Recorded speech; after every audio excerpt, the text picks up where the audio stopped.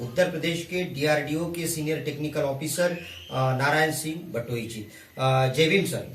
तो हमारी जो चर्चा थी वो क्रमबद्ध होने से पहले जब हम बात करते, बहुत सारे लोग ये सवाल पूछते, क्या सही में जाति के आधार पर है या हमारी जो कंसेप्ट थी, यानी भारतीय संविधान की जो कंसेप्ट थी, हमारी जो आर्थिक समानता है, शैक्षणिक समानता है या राजनीतिक समानता है, इसलिए आरक्षण था। ये जो समाज के जो सेक्शंस है, हाँ, वो आर्थिक रूप से पिछड़े हुए हैं, सामाजिक रूप से पिछड़े हुए हैं और शैक्षणिक रूप से पिछड़े, क्योंकि उनको शिक्षा पढ़ने का अधिकार नहीं था। वही मनुस्मृति की जो व्यवस्था थी उसमें शूद्रों को शिक्षा पढ़ने का अधिकार ही नहीं है, उनको जो संपत्ति का अधिकार नहीं है। जब संपत्ति का शिक्षा के अधिकार से 85% पॉपुलेशन को विहीन कर दिया गया था, तो इसलिए बाबा साहब ने समाज के उस सेक्शन को जो शिक्षा से वंचित है, संपत्ति से वंचित है, उन लोगों को आर्थिक रूप से, शैक्षिक रूप से ये क्लास के रूप में है। यह शुरुआत के आप जो सुप्रीम कोर्ट के डिसीजन दे दिए कि वहां ये कहीं नहीं लिखा है कि जाति पात है, दैट इज ए क्लास जी। अनुसूचित जाति वर्ग, अनुसूचित जनजाति वर्ग, that is a class, not a caste. और अदर बैकवर्ड क्लासेस।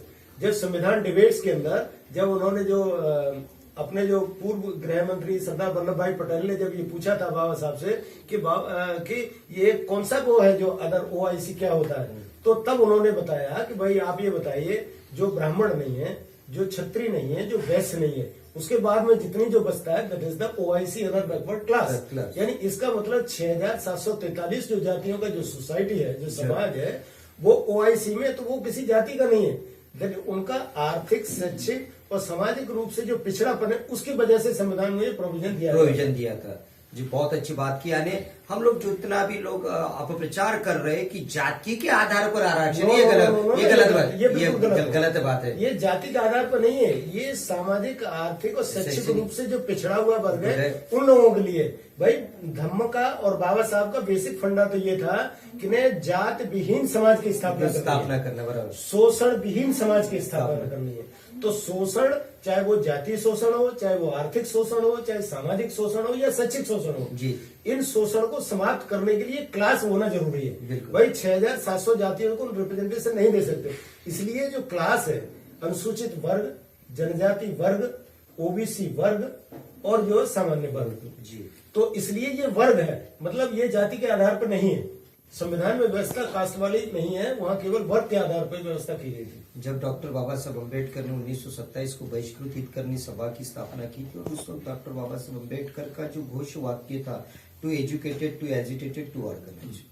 लेकिन आज जो जितनी भी भारत में जो पार्टियां हैं, नाम तो बाबा साहब का लेती है, लेकिन काम उनके विचारों के आधार पर नहीं चलती। इसका कारण क्या हो सकता है? क्या सब लोग खुद को राजा बनाने की कोशिश में? हाँ, इस बात से मैं सहमत हूँ, क्योंकि बाबा साहब ने देखिए अपने जीवन काल में ही सारी व्यवस्थाएं दी। उन्होंने पेपर भी निकाले, उन्होंने सामाजिक संगठन भी बनाए, पॉलिटिकल संगठन भी बनाए, और हमें जिस समय जाने से पहले हमें सबसे बड़े जो 3 देखिए, सामाजिक संगठन के लिए समता सैनिक दल दिया, पार्टी के लिए उस समय सलूकास फेडरेशन थी, लेकिन सिद्धांत ये तय हो चुका था कि रिपब्लिकन पार्टी ऑफ इंडिया मतलब बनेगी, और वो सारा सब तय हो गया था। इन द मीन टाइम उनकी डेथ हो गई, तो रिपब्लिकन पार्टी ऑफ इंडिया का fundamental constitution everything was ready with him जी। तो उन्होंने पॉलिटिकल पार्टी दी आरपीआई, और उन्होंने बुद्धिस्ट सोसाइटी, जो धार्मिक वो था, बुद्धिस्ट सोसाइटी है, भारतीय बुद्ध का उन्होंने संगठन दिया। अब आज की डेट में सारे लोग अपनी अपनी नई पार्टी बना करके अपने को चमकाने के लिए नाम तो बाबा साहब का लेते हैं जी जी जी, लेकिन अपने को एस्टेब्लिश यानी बाबा साहब से और ऊपर उठना चाहते हैं जी। तो चाहे वो लोक जनशक्ति पार्टी हो, बहुजन समाज पार्टी हो, या विजय मानकर की पार्टी हो, एपीआई, या जो भारत मुक्ति मोर्चा विश्राम जी का, मतलब अलग अलग जो है, और आरपीआई के करीब 8-9 ग्रुप अलग अलग हुए, उनका 8वां विलय का अलग ग्रुप। या इसका मतलब क्या है? अरे भाई, तुम नाम बाबा साहब का लेते हो, बाबा साहब के बनाए हुए प्लेटफॉर्म को क्यों नहीं करते? Yes yes. तो मेरा तो ओपिनियन ये है कि सारे लोगों को बाबा साहब के बनाए हुए प्लेटफॉर्म पर ही एकत्रित होकर के, और ये आना चाहिए कि भाई हम सब एक है, एक विचारधारा है, एक ही पार्टी है, और ये अपने महत्वाकांक्षाओं के चक्कर में केवल संसद का रास्ता, विधानसभा का रास्ता, मंत्री बनने के रास्ते के लिए अलग अलग ग्रुप बना करके, और ये जो अपने को बाबा साहब को इनकेस कर रहे हैं, बाबा साहब की अर्थी पर रोटी सेक के खा रहे हैं ये लोग जी। मेरे को बड़ा कष्ट होता है कि जिस बाबा साहब के नाम पर ये आपको जो अधिकार मिला, आपको बोलने की स्वतंत्रता मिली, आपको संपत्ति और शिक्षा में अधिकार मिला, आज अधिकारी बने, कर्मचारी बने, वो लोग बाबा साहब का खा तो रहे हैं लेकिन बजा नहीं रहे हैं। उनका अपना उत्तरदायित्व है। बाबा साहब ने कहा था कि भाई 5% वी पे टू सोसाइटी, लेकिन 5% क्या 1% भी देने के लिए तैयार नहीं। तो ये लोग जो है, हालांकि बहुत सारे लोग जो लगे हुए हैं कर्मठ कार्यकर्ता, लेकिन उनकी संख्या कम है और इग्नोर करने वालों की संख्या ज्यादा है। इस वजह से ये दिक्कत आ रही है। अन्यथा बहुत जल्दी सामाजिक क्रांति होकर के और संविधान को प्रॉपर इम्प्लीमेंटेशन हो। मैं आखिरी का एक लास्ट सवाल करता हूँ सर, क्या संदेश देना चाहते हो? क्या सही में अगर विषमतावाद फिर से भारत में अगर आ जाता है तो क्या हमारी परिस्थिति किस प्रकार से होनी चाहिए? अगर इस परिस्थिति को बचना है तो बौद्ध धर्म के विचारों पे यानी डॉक्टर बाबा साहब अम्बेडकर के विचारों पे चलना चाहिए। तो हमारे लोगों को क्या संदेश देना चाहते हो सर? भाई मेरा यह है कि एक तरफ जो विषमतावादी शक्ति है किसी तरीके से आपके अधिकारों को डिप्राइव करके उनको दूर करके केंद्रीकरण करना चाहती है, लेकिन दूसरी तरफ जो बाबा साहब का हमारे guideline, everything is written in everything, कोई डाउट नहीं है कहीं भी। उन्होंने धर्म का संदेश दिया, राजनीतिक पार्टी थी, उनके वेरियस लाइफ के जो स्पीच है सारा उपलब्ध है। हमें केवल अम्बेडकरिज्म ही इसको बचा सकता है पूरे देश को। ये विषमता की खाई जो बढ़ने जा रही है, और अम्बेडकरिज्म कुछ लोग जो है ना को जातीय सवर्ण ऊंचे, भाई उनको ये पूछे कि आपको वोटिंग राइट किसने दिया? वोटिंग राइट भाई पहले राजा नवाबों और उनको पूंजीपतियों को था, लेकिन आपको चाहे वो ब्राह्मण हो, क्षत्रिय हो, वैश्य हो, जो भी हो, उनको भी वोटिंग राइट दिलाने वाले एकमात्र बाबा साहब है, जिन्होंने साउथ बोरो कमीशन के सामने अपनी दलीलें रखी और उसके बाद वोटिंग राइट मिला। जी, तो इसलिए केवल सारे लोगों को, सारी पॉलिटिकल पार्टीज को एक मंच पे आना चाहिए। उसमें ओबीसी, एससी, एसटी प्रमुख रूप से जो सफरर है, जो ब्राह्मण नहीं है, क्षत्रिय नहीं है, वैश्य नहीं है, तो उनके पास उन पे संपत्ति से भी हीन हो जाएगा, शिक्षा से भी हीन हो जाएगा। और वो देखिए परिदृश्य क्या होगा कि आज से फिर हम जो है 2000 साल पीछे चले जाएंगे। इसलिए जरूरी है कि सारे लोगों को सोचना चाहिए खुले दिमाग से, अम्बेडकरिज्म को पढ़ना चाहिए, धम्म को पढ़ना चाहिए। धम्म की जो बात है, आप देखिए जापान जैसा कंट्री और चाइना जैसा कंट्री, जापान सबसे पहले धम्म की बात है, संविधान की पहली लाइन धम्म से लिखी है, और विश्व में सबसे श्रेष्ठ इसलिए क्योंकि तर्क के आधार पर धम्म किसी बात को स्वीकार करता है। धम्म इसलिए नहीं कहता कि मैं जो अहम वाक्य मैंने कह दिया, मैं भगवान हूं, मैंने ये बात सही होगी। धम्म हर चीज को विज्ञानवाद के आधार पर स्वीकार करता है, तर्क के आधार पर स्वीकार करता है, इसलिए जापान वर्ल्ड में सबसे आगे है। चाइना के अंदर कन्फ्यूशियस मत के बाद में दूसरा मत जो धम्म है, और धम्म की बदौलत ही चाइना आज जो पूरे वर्ल्ड को चैलेंज कर रहा है। और भारत जहां से बुद्ध का जन्म हुआ, और यहाँ पर इसको जो बुरी तरह से जो मतलब थोड़ा सा पीछे किया गया है, आज फिर जरूरत है। बाबा साहब ने रीएस्टेब्लिश कर दिया 2500 साल के बाद में। हमारा एकमात्र रास्ता है देश की प्रगति का, विकास का और विज्ञान का रास्ता है, तो धम्म और अम्बेडकरिज्म ही है जी। इसी से देश का विकास होगा। जो इस चर्चा से जो हमें एक निष्कर्ष जो निकला, इसका कारण है कि सभी लोगों ने, जो राजनीतिक पार्टियां हैं, उन्होंने तो सबसे पहले ये आना चाहिए। जो बाबा साहब ने डिसेंट्रलाइजेशन की बात की, उनको फॉलो करना चाहिए।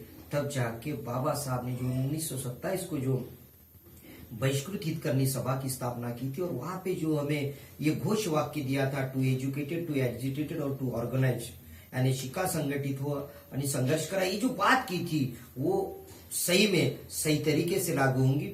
आज के लिए इतना ही। प्राध्यापक विनोद बागड़े को दीजिए इजाजत। हम नए लोगों के साथ और चर्चा करेंगे।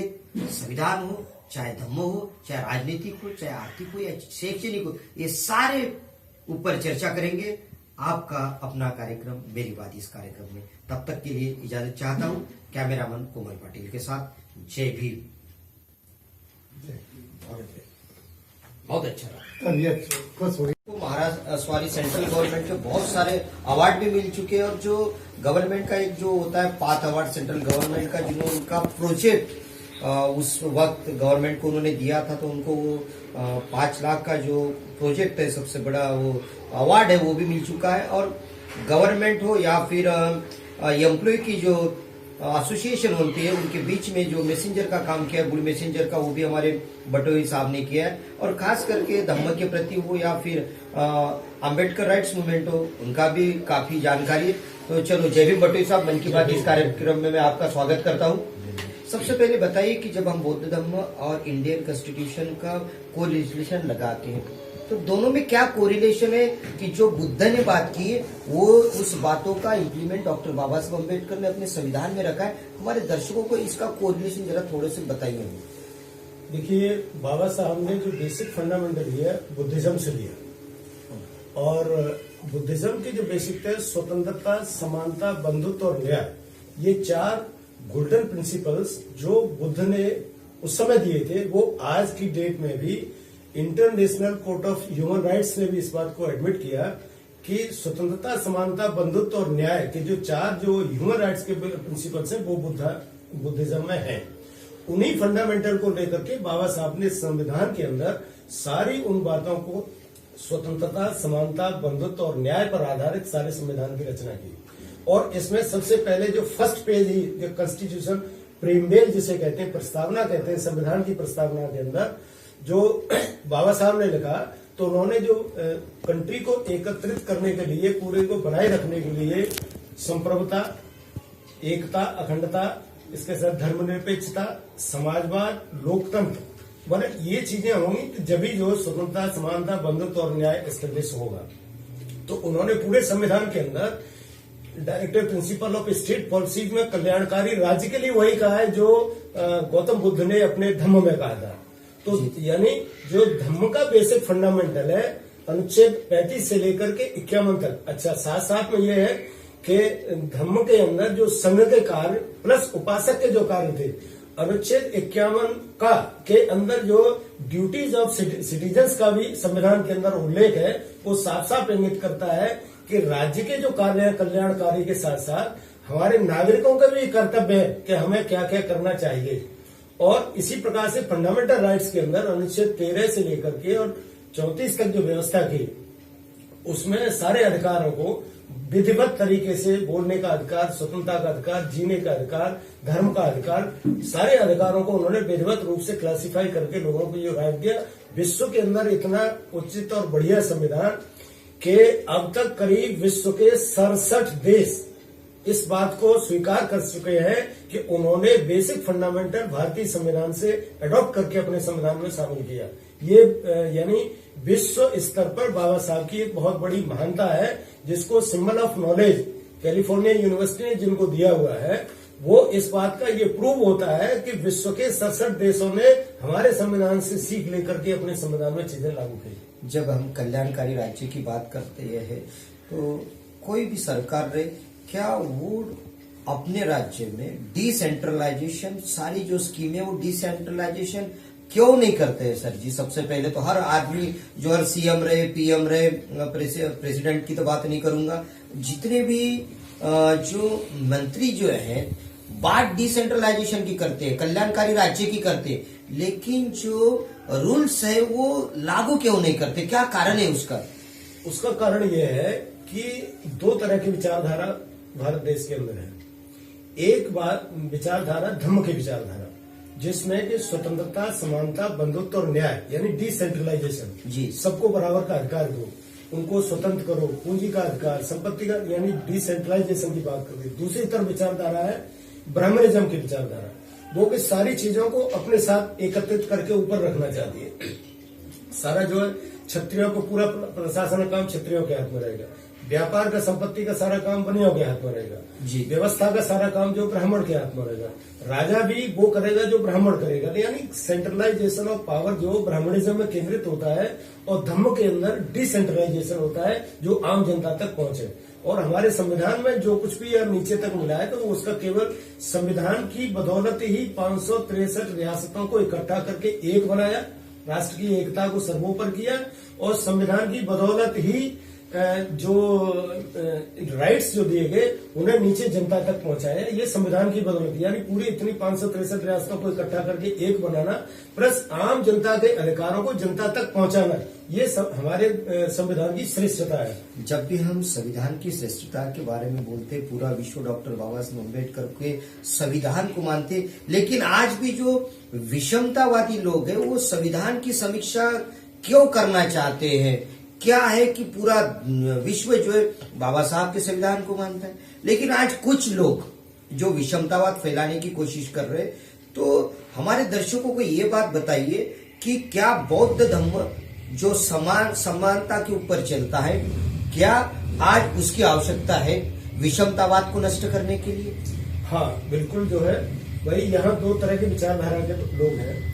एक लोग जो है जिनकी प्रवृत्ति मनुवादी यानी मनु की स्मृति को मानने वाले जो लोग हैं, वो विषमता को बरकरार रखना चाहते हैं, क्योंकि अगर विषमता रहेगी और क्रमिक भेद, क्रमिक असमानता रहेगी तो उनकी सुप्रीमेसी बरकरार बनी रहेगी जी। और अगर जो है विषमता खत्म हो जाएगी तो उनकी सुप्रीमेसी खत्म हो जाएगी। तो इस भय के कारण कि हमारा अस्तित्व खत्म होगा, हमारा ब्राह्मणवाद खत्म होगा, हमारी पूजा पंडित पालागे खत्म हो जाएगी, इसलिए वो ये चाहते हैं कि क्रमिक असमानता बनी रहे। लेकिन इसके विपरीत धर्म हमेशा ये चाहता है कि संघ हो, सबको समान अधिकार मिले, उनको जो उचित रोटी रोजी जो व्यवस्था है उसका सबका हक सबको बराबर मिले, ये धर्म का परिकल्पना है और वही संविधान के अंदर निहित है।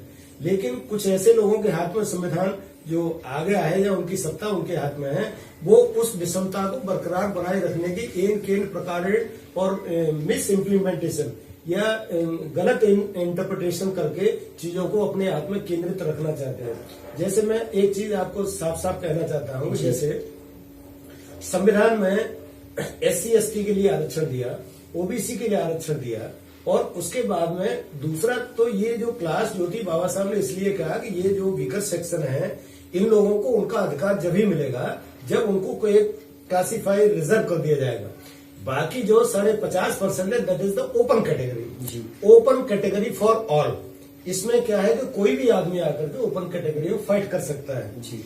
लेकिन इसका इंटरप्रिटेशन किस तरीके से किया गया कि सरकारों ने किया, फिर उसके बाद में इवन देन मैं ये कहता हूं कि सबसे ज्यादा अन्याय सुप्रीम कोर्ट तक होता है। सुप्रीम कोर्ट ने बार बार ओपन कैटेगरी का नाम जनरल कैटेगरी करके और सारे जो 15% लोगों के लिए 50.5% स्थान कर दिया जी, और जो 85% पॉपुलेशन है SC/ST OBC माइनॉरिटी की, उनके लिए 49.5% किया। तो ये जो अन्याय है, अन्याय का इंटरप्रिटेशन हो रहा है, वहां सही ढंग से फाइट नहीं होगा। वहां संसद प्रेजेंट करना चाहिए कि भाई this is the open category for all. अभी उत्तर प्रदेश के अंदर कितने लोगों को सिलेक्शन हुआ, यस ओपन कैटेगरी में लिया था, तो वो तो उसको IRS 2nd ग्रेड की मिल गई है, एलाइड सर्विस मिल गई, लेकिन नीचे वाली जिनको मिली थी उनका रास्ता, उनका नौकरी खत्म हो गई। और इसके बावजूद भी इसको फाइट किया, लेकिन वहां नहीं, और रिट फाइल की है, पता नहीं क्या होता है। लेकिन सबसे बड़ा जो दिक्कत है कि सुप्रीम कोर्ट की जो न्याय व्यवस्था है, भाई आप ये देखिए कि ब्रिटिश गवर्नमेंट ने 1885 के अंदर कम्युनिटीज रिप्रेजेंटेशन काउंसिल जो बनाई थी, उस काउंसिल में ये था कि देश के अंदर जो समाज के जो सेक्शन है, जैसे OBC सेक्शन है, SC सेक्शन है, ST सेक्शन है, माइनॉरिटी सेक्शन है या जनरल कैटेगरी का सेक्शन है, उनका representation according to their population होना चाहिए। और उन्होंने लागू किया, और उसका नतीजा ये निकला कि ब्राह्मण जो पहले हावी था उसको 1935 से पहले यानी 2.5% पर रखा था ब्रिटिशर्स ने। और ब्रिटिशर्स ने तो यह भी कहा था कि चूंकि ब्राह्मण का चरित्र जो है न्यायिक नहीं होता, इसलिए न्यायिक पदों पे उन्हें नहीं रखना चाहिए। ये उनका आदेश है 1919 का ब्रिटिश गवर्नमेंट का जी, कि उनका जो है इंटीग्रिटी पे हमेशा डाउट रहता है, क्योंकि वो कभी भी न्याय करता है तो पहले अपनी सुप्रीमेसी को ऊपर रख करके जब न्याय करता है, इसलिए जो है उनको उन्होंने 2.5% पर रखा। और आप देखिए कि उस समय 31-32 में जो मुस्लिम 33% था, वो आज मुसलमान 1% पर आ गया जी। जो कायस्थ 32-33% था, वो आज 1 से 1.5% पर है। और जो ब्राह्मण उस समय 2.5% पर था, आज 80 से लेकर 82% पर है। तो ये जो है इसका बाबा साहब ने बिल्कुल इशारा उस समय कर दिया था, जिस समय संविधान 26 जनवरी 1949 को एक्सेप्ट किया था। एक्सेप्ट करने के बाद उन्होंने साफ साफ कहा था कि अगर संविधान अच्छे लोगों के हाथ में आएगा तो बुरा संविधान वो भी अच्छा हो जाएगा। अगर संविधान गलत लोगों के हाथ में पहुंच गया तो चाहे कितना ही अच्छा संविधान बना दो, उसका भी जो है उसका गलत इस्तेमाल दुरुपयोग होगा। इस्तेमाल करने वाला अपने तरीके से गलत करेगा। तो वह ये चीज बाबा साहब की कई बात आज ये सिद्ध हो रही है कि बढ़िया संविधान होने के बावजूद आम जनता को अपने मूल अधिकार मुहैया नहीं हो पा रहे हैं। और सबसे बड़ा दुर्भाग्य तो ये कहिए कि सेन गुप्ता कमीशन की रिपोर्ट, हालांकि इससे पहले 3 कमीशन और गठित हुए, उसके बाद में 82 करोड़ लोग जी, भारत के 82 करोड़ लोग 6 रुपए से लेके 20 रुपए के बीच में गुजारा करने के लिए मजबूर है। ये रिपोर्ट जो है पीएमओ हाउस में पार्लियामेंट में रखी गई। उसके बाद में ये जो बिल आया, खाद्य बिल इसीलिए आया था। हाँ। तो आप ये देखिए कि हम 47 के बाद में कहा जा रहे हैं। आपने कल्याणकारी राज्य बनाया, फंडामेंटल राइट्स दिए, सबको जीने, लेकिन इसके बावजूद आपने 82 करोड़ लोगों को 6 रुपए से लेके 20 रुपए के बीच में मजबूर कर दिया। ये जो है अनुच्छेद 38 और 39 का सीधा सीधा उल्लंघन है कि स्टेट से अपने राइट प्रॉपर नहीं किए जो संविधान में लिखे हुए हैं। जब मैं जैसे हम जो इंटरव्यू है थे, जो ये लोग और भी जानेंगे, लेकिन ये एक वक्त हो चला, एक ब्रेक का लेते हैं, छोटा सा ब्रेक के बाद जानेंगे कि क्या सही में जब हम रिजर्वेशन की बात करते तो क्या जाति पे आधारित आरक्षण था या फिर वो आरक्षण जो था वो आर्थिक समानता, शैक्षणिक समानता या राजनीतिक समानता पे आधारित था। देखते रहिए लॉर्ड बुद्धा टीवी पर मन की बात इस कार्यक्रम।